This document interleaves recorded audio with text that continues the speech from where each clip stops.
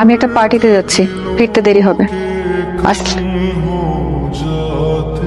এই পূর্ণতা, hello sir, আমি পূর্ণতা। থ্যাংক ইউ সো মাচ, আপনি আপনার সুন্দর পার্টিতে আমাকে ইনভাইট করেছেন। I am really glad. আপনি কষ্ট করে আসছেন, আপনাকে অনেক ধন্যবাদ। আপনার সাহেবকে দেখছি না?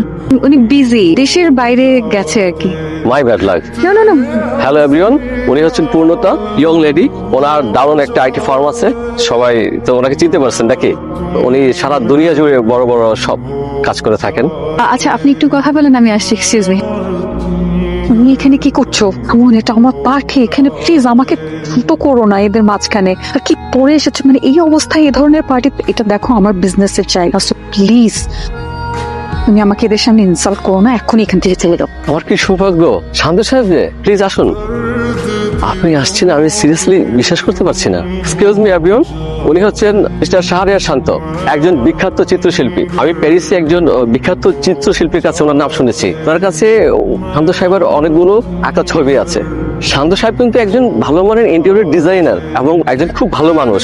উনি অনেক বড় বড় প্রতিষ্ঠানের কাজ ছেড়ে দিয়েছে। যে জায়গায় দেখা যাচ্ছে অন্যান্য কোম্পানিগুলো হা করে তাকিয়ে থাকে ওই সমস্ত কোম্পানির কাজগুলো করার জন্য, উনি কিন্তু সব পার্টিতে যান না। আপনাকে ধন্যবাদ আবার, আপনি কষ্ট করে আমার পার্টিতে আসছেন।